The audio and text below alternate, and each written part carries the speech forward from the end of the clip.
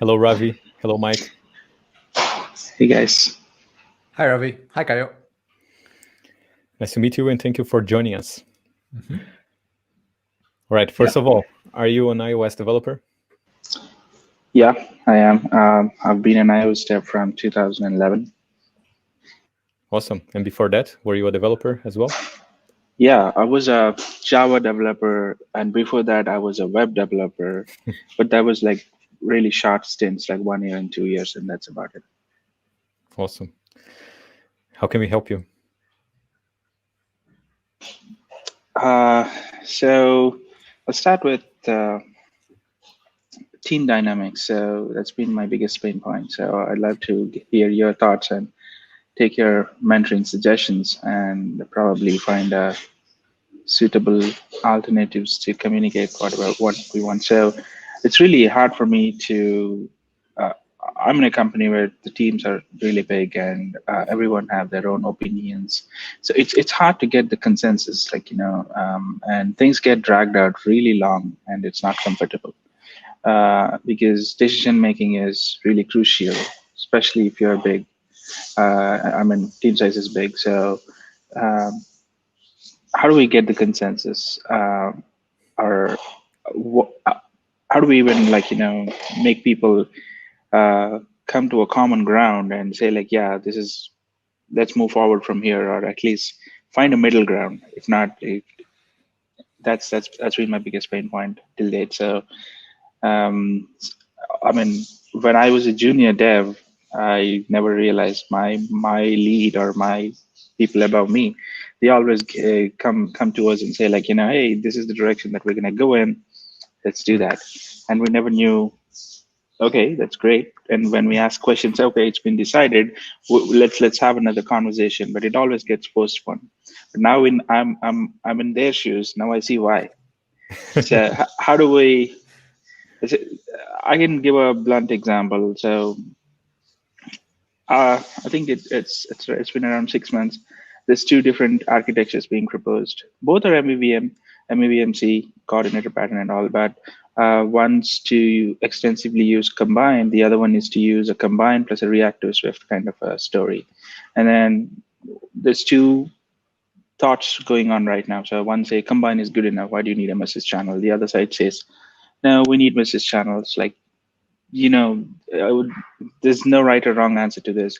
Why two is the question. The others say two is better than one, and there's no right or wrong in this. How do we move from there? We need one solution. That we're still struggling. That's kind of the story. Right. So first thing, looking for consensus in a big team, I've been there and it doesn't work. You shouldn't look for a consensus, right? Because it's not going to happen. You're not going to have everyone on board with the decision, but it can get commitment, right? People can say, I don't agree, but I'm going to commit to this decision. Why? Because it's going towards the goal we want for this code base. So the first thing you need to set are goals. Instead of, otherwise you're just discussing opinions.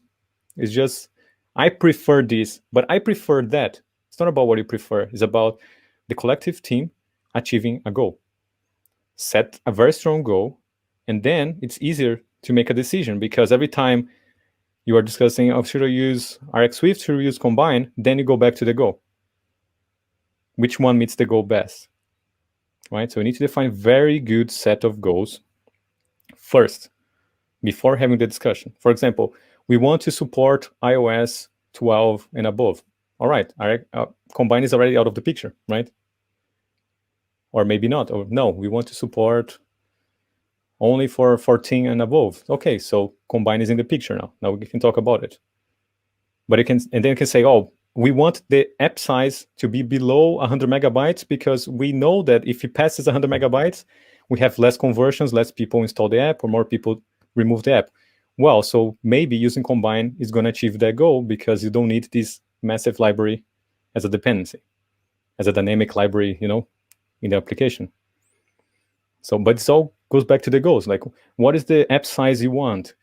What is the, I don't know, like how long should it take to load the app at startup time? All of those things will come back to the decision because they are the final goals for the application, not about discussing opinion, because this conversation will never end. I've been in this conversation for months in big teams, and we couldn't get consensus.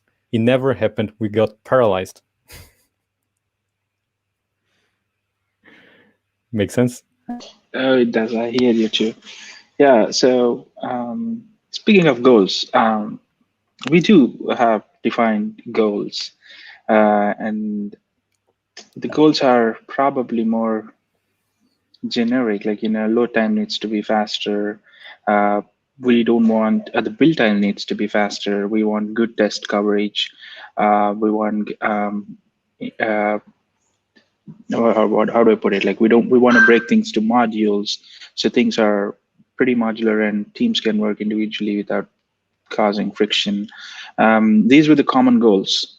I think both of them fits the bill, more or less. That's where the debate has started. But yeah, iOS, and again, eBay. I mean, the app that I'm working on is like very large, and it's got a lot of legacy code in it. So it has Objective C, it has Swift, and we support till iOS 13. So maybe next year, whatever we're working on, the new features, they're just going to be available for iOS 14 and folks, because Combine's part of it is embedded in it. Both solutions propose Combine, but then I do like the pointer. Like, we all forgot to point what the goals were. Probably we have to go back to the drawing board. Speak of the goals first. That's a great input. I'll keep that in mind. Actually, I made my notes. Yeah, I'll try to navigate around. Yeah. Awesome. And even though you have the goals, you are still going to have two competing solutions that will all meet the goals, and then it's going to be about opinion, and you may get paralyzed again. You need to have like a lead developer, a tech lead, someone that will be the decider at some point. Okay, if we don't decide this in a week time, I'm going to call the shots. Yeah. Because it cannot be paralyzed. You need to have someone, like calling the shots when you get stuck, because you cannot get stuck. As a business, as a team, you need to move, Totally. Yeah. Yeah. Someone that's gonna own the decision. And yeah, I mean, exactly as Kyle said, like, they're gonna, if there's like a tie break, they're gonna be the deciders and say, yeah, we're moving this way. And But even if it's not the solution you want, exactly, you will commit to it, Yeah. because it's a team effort, right? It cannot be, otherwise Correct. the team's gonna start to sabotage each other. Yes. Just to prove they're wrong. Yeah, we've taken different approaches. But we've assembled all the leads and we've taken voting. That's one of the things. Like, we had like 15, 16 different leads, and everyone, they had to pick whatever the options that were on the table. That worked in the past, but now even that we're like a tiebreak. So Yeah. it's time it's a bigger issue. But then but like, yeah, we do have someone who takes the call. Like, we have a principal who finally is going to take the shot. That's what's been happening in general. Like, even if there's a rift here and there, they'll say, okay, settle down, guys, this is what we're going to go forward with. Yeah. So Yeah, imagine that 16 lead developers, like, lead developers in general, they're very stubborn creatures, right? I know, I'm one of them. Yeah. So it's important to have a very strong team culture, work as a team, because you're going to have conflicts, and conflicts are fine. They will happen. But at the end of the day, it's about what is best for the team, commit to the decisions that were made and make you work. Yeah. Yeah. The other thing which I wanted to surface is we have this catch up to play all the time with the product. Product comes up with the ideas of what we're going to put in the app, and they're not up to the latest technology benchmarks that we have available. Like, take CoreML, for example, or AR, or shortcuts, even for that matter, which have been around for a long time. So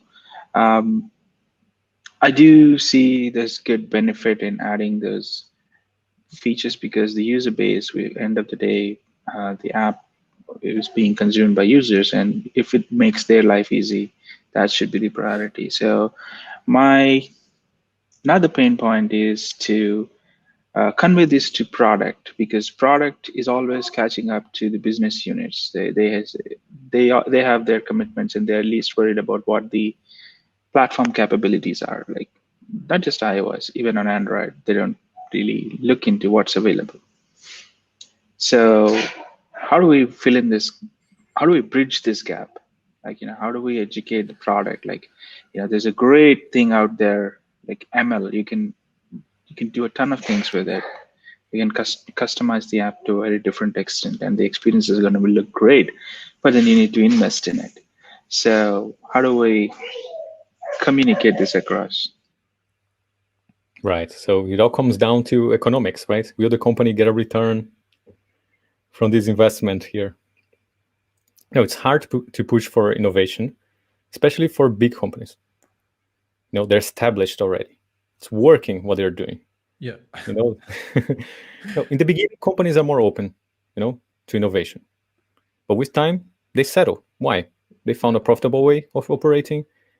And then they hire a bunch of managers to optimize the profit, to extract the most out of what they created, right? And then innovation usually is slowed down when you get to this phase, when the company is very successful, it's massive. This is how business work. Bureaucracy increases as well at the same time. True. Every now and then, a crisis like we're going through triggers some companies to innovate because it's the only way they're going to survive, right? But some companies even succeed they make more during times of crisis, right? So it's hard to convince them to do something if they don't see the returns or if there's some risk, especially established companies. If there's any risk, they don't like risk. It's like, no, it's working. Let's not take risk. Like, let's get the most out of this. Let's optimize, And what I see working, like the experience I had in big companies, was to have hackathons. Pretty sure you have those, right? Yeah, we do. Usually you can explore solutions, can experiment with Core ML, we can experiment with shortcuts, and show them what would happen to the app, like this new functionality you can add to make the customer's life easier. Yeah. Another thing you can do is to propose some ideas, but like something that's not going to take a lot of time. For example, what we used to do in a big company we worked for was to, for example, we want to add this feature that the website has, but the app doesn't. Okay, but this is going to take us 3 weeks.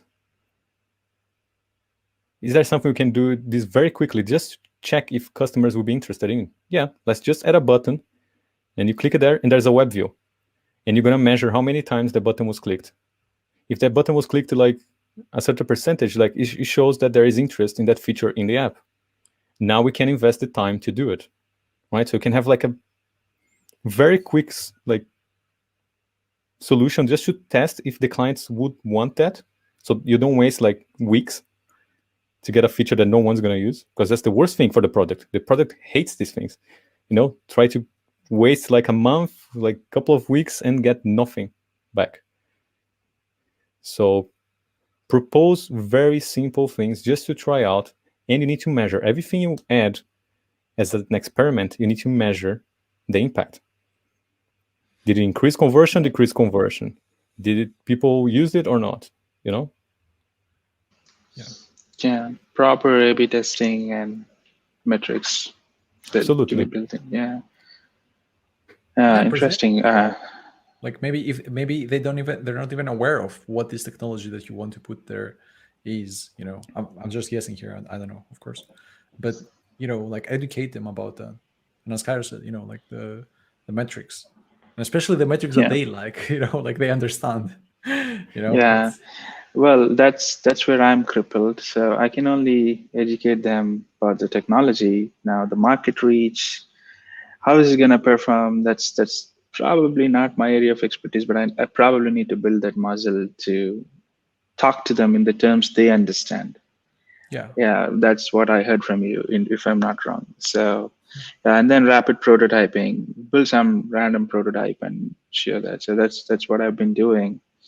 So I was in a research lab, so I always try to experiment with things. So uh, it's been a part of my journey. So any new technology that comes out, the next hackathon, there's a presentation, some prototype that goes out. Even if the hackathon is long way out, I just do a prototype, make a short video, send it out to the VPs, and grab their attention.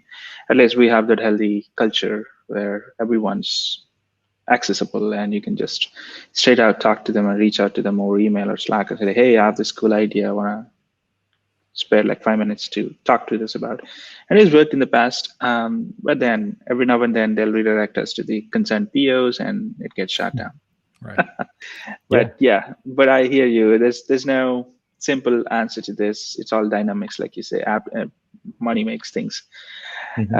So yeah, speak if their there's language. money, Speak their language. Absolutely, that's the key.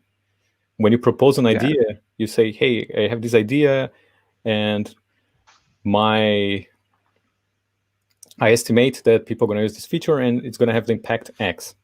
And this is how I'm going to measure it. This is how long I can add a quick prototype into the app and measure. And like in 2 weeks' time, we're going to have the numbers to make sure if you're going to commit to this feature or not. It's not going to add more time, because that's how the product thinks, Yeah, time is of the essence. Yeah, if shipping itself takes like a quarter or so, like 3 months or so, it's not going to happen. No one would be interested. Yeah, it needs to be fast. Yeah, no, absolutely. Yeah. There's too much risk there. Like with, let's say it's like latest technologies, latest APIs, Apple releases. There's too much risk there. So they're not inclined to do that. They're not inclined to include stuff like that. Yeah, a lot of new things that Apple creates, no one uses. As a client, they don't even know the feature exists. Like the other day, I was working in an app, and they wanted to add a button that you, like at the bottom that you click, and then it scrolls the table view to the top. I'm like, you can just tap the status bar. Status bar. Do it. Yeah, that's it. Right? Yeah. But they didn't know, and they wanted to add this button. Like, but like if you're not like a developer, as a developer, you know the device, you know all the shortcuts, all of that. But do you know if your customers use it? Because maybe you want to add shortcuts because you are a developer, you know how to use them. Do your customers use that? Maybe they don't. Is that an easy way you can experiment and find out? If there is, and you can show the numbers, then you can convince the product. Yeah. I recommend you watch a talk by Kent Beck about the concept he created called 3X. The 3X, that every company goes through this process, the explore, expand, extract. Depending on the phase the company is, the behavior changes. So Kent Beck, let me write here, Kent Beck. Yeah, 3X. I made my notes, yeah. Okay. And if you learn how to identify in which phase the company is in, you can understand what are the incentives, what they're looking for, and you can better understand and have an influence in there, help them succeed, gain more influence, and you're going to have more influence to change things when needed. Sure. Okay. Yeah, speak their language, have short, rapid prototypes, shippable prototypes, not just to showcase, proper A/B testing, then try to measure. Yes. Yeah, sure. Yeah, absolutely. Makes sense? Yeah, definitely. So, yeah, I think those were my two biggest concerns. So, thanks, guys. I really appreciate taking time. And I usually follow your videos on YouTube. I've been trying to get into the other program, Essential Developer. Hopefully, I will soon. Let's see. Awesome. Thank you, Ravi. Yeah, thank you, guys. Yeah. Thank you for joining us. Nice to meet you. Take care.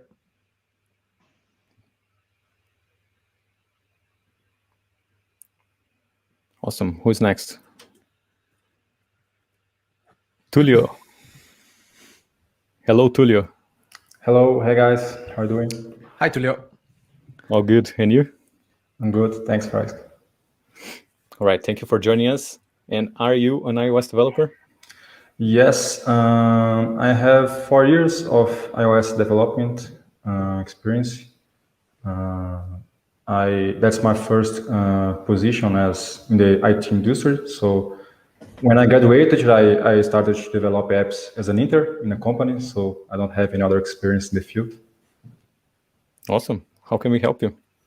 Okay, for today, what I'm struggling is how to become a good mentor, how to be able to truly help others that are starting in the industry. Because I think that one important thing is to kind of give back, right? What you learn and kind of what you guys do, help others. And I like to help others on Slack community. So I had a guy that I started to help there, and he kind of became a mentor for me.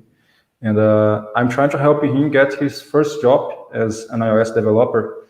And since he has no experience with iOS development professional, so I find hard to define what should I aim to teach him and how to approach this scenario.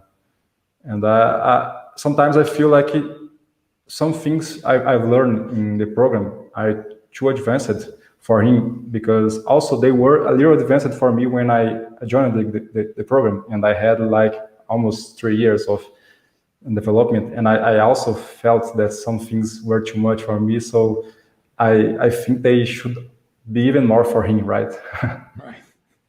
Right. Yeah. Okay. So I think the most important thing you need to learn as a beginner is how to break down problems into smaller problems, right? Right. And Mike really likes to use checklists, right, for that. You know, Absolutely. you have like a problem, develop this app. Okay, but how do we start? Let's not even write code, let's write down checklists. Like plan more before actually code, Yeah. right? Yeah. Not just Start. beginners. Like, this is how I think we should all do. You're right. It Yeah, comes just- in the things from BDD, right? This Absolutely. also. Yeah. It's Sharp your X before you chop the tree, something like that. Yeah, you're right. Sorry, go. Yeah, the thing is, like, these practices like BDD, TDD, they're gonna be so much easier, if you start thinking in this checklist format. Or at least this is my experience, and this is what I've been teaching others as well. Like, because it's very hard to teach someone TDD, like when they have absolutely no preconception of test and implementation, production, and all that stuff. But if you tell them, what, like, let's make a list of what we want to do here, or what sort of input this function is going to get, and what sort of output, and just make a list, just like literally 1, 2, 3, 4. Just the concepts, right? Also things that I should be teaching him also, right? Mm-hmm. Yes, Yeah. makes sense. Exactly. For example, if they're struggling with a problem, it's like, oh, I cannot solve this problem. Like, beginners, they say that I cannot do that, and say, okay, and you break it down. Can you use a for loop? Yes. Can you iterate through an array? Yes. Okay. How do you iterate an array? Oh, I do a for loop. And then, okay, and if you want to add something to this array, how do you do it? Oh, append.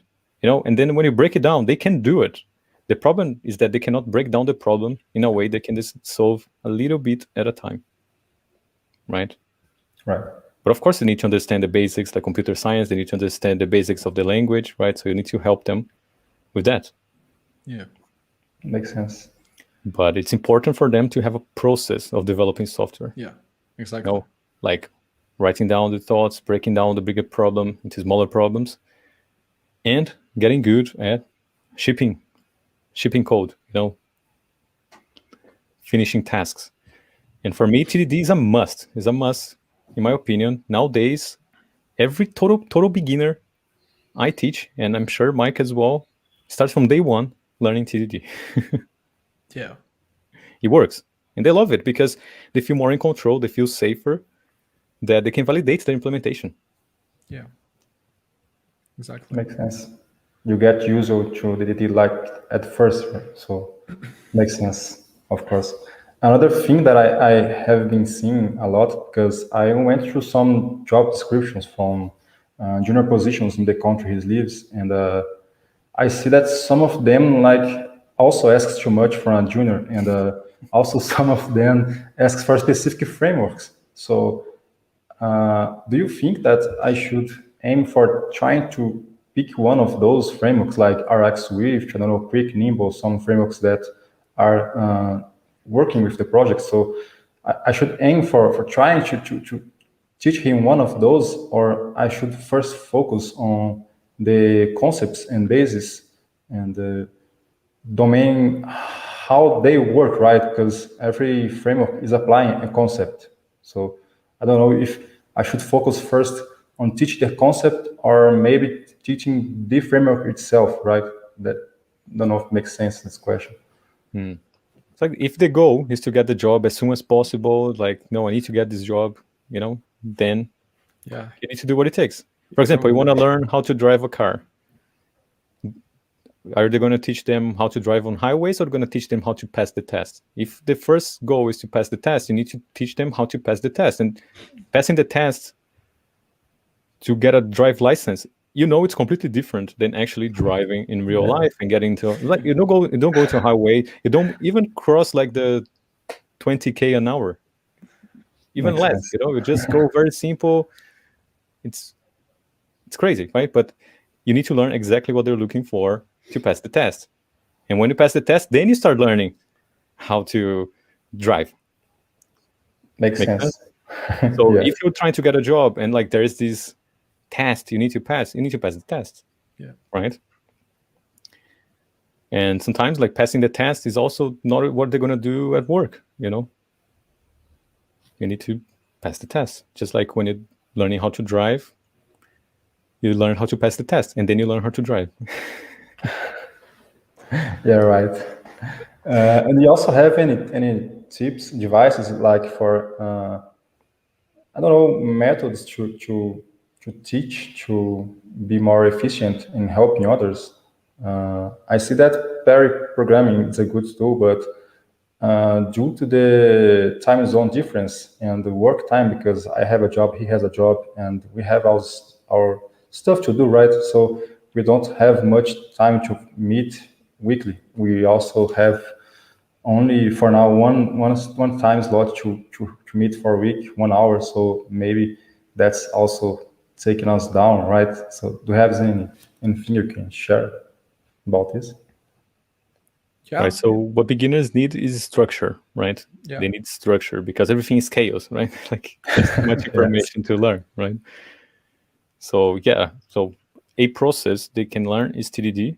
They will give them some structured way of solving problems, right?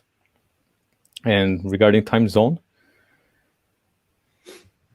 I mean, we have students in every time zone, right? And we have those challenges we create for them, for example. Yeah. This is something you can do. You can create them Right. some challenges. They solve, and you can review the pull request at any time. Yeah. Yes. So planning, that's like this is crucial, right? So if you meet once a week, or I don't know, maybe you can make it a weekend or something like that. You need to set the plan for the upcoming week, right? So what your student has to do, and make sure that they're not blocked, right? Like make sure that they can keep churning and producing, right? So this is up to you now, of course, to anticipate, like possible challenges or any references that might need documentation and stuff like that, right? So this is going to accelerate the process, but Right. and yeah, exactly. Like, sorry, like pull requests Yes. is a great way of Reviewing the code, right? of reviewing the code. Yeah, they're gonna make them produce and Pairing is the best, as much as you can, right? Pair, because you can address their questions like on the spot. Yeah. You can help them adjust their technique on the spot. Makes sense. But then you can also use, because of time zone differences, you can use pull requests as well.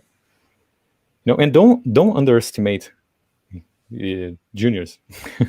Yeah. Sure. Of course. Don't underestimate them. Like, there are junior developers that joined the program with 6 months experience, like interns, and they finish the program.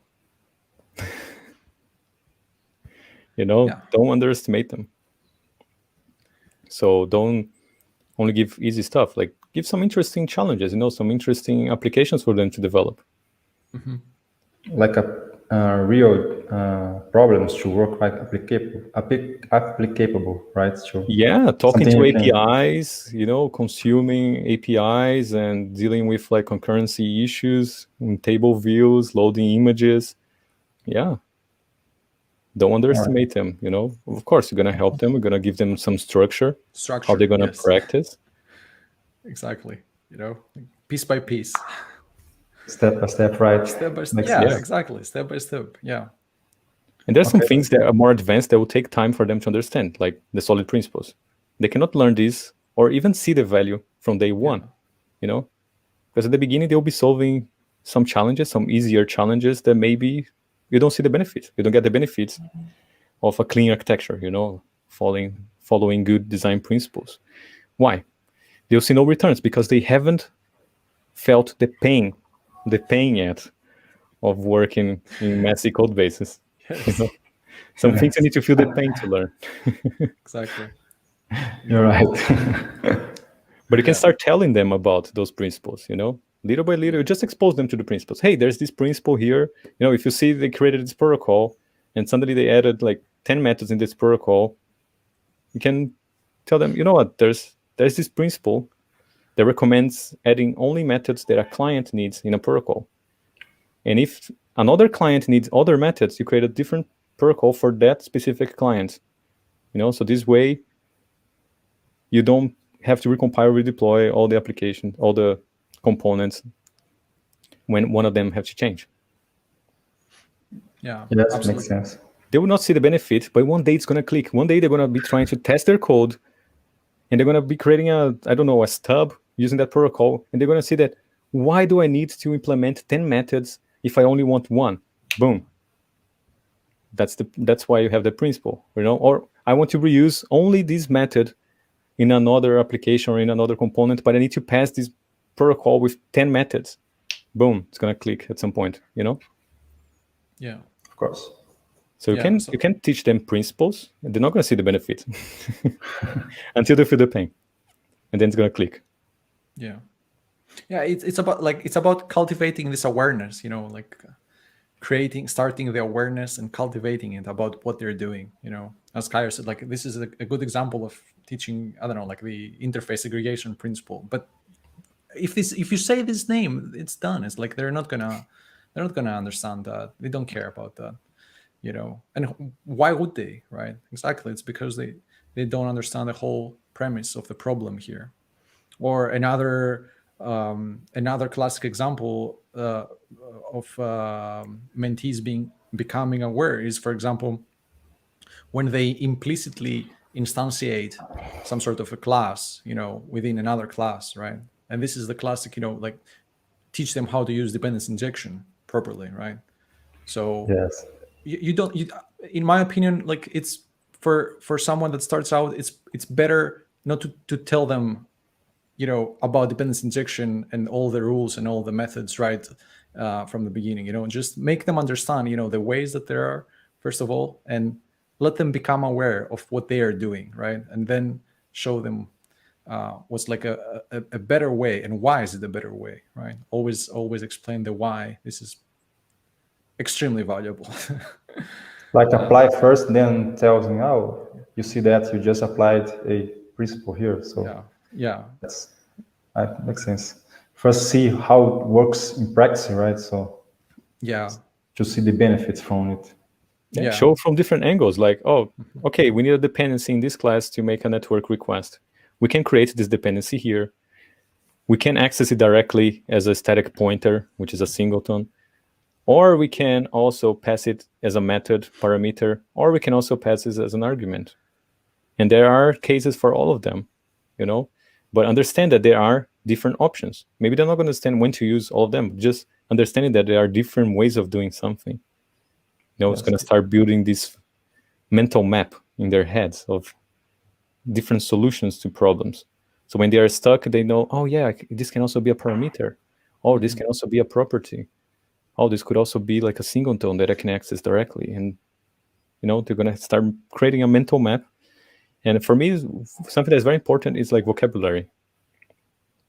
You know, when you show something, you say, oh, and this is called, I don't know, method injection. Oh, this is called property injection. This is called initializer injection, you know?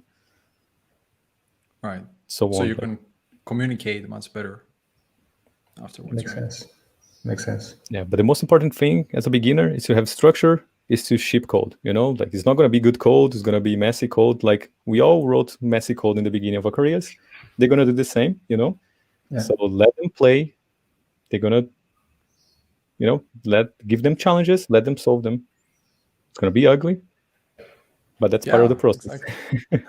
Yeah, Of course. have fun as well, you know, like it's important. Yeah, because- help them celebrate success. Absolutely. Of Without course. it, like it's one more reason for them to stop. So yeah, make it fun. Sure. I think that's it. That's all I had in mind. Thanks for sharing, and thanks about also the program. It's helped me a lot. Awesome. Yeah, thank you. Thank you so much, Thank you. Julio. See you. Take care. Bye. Bye.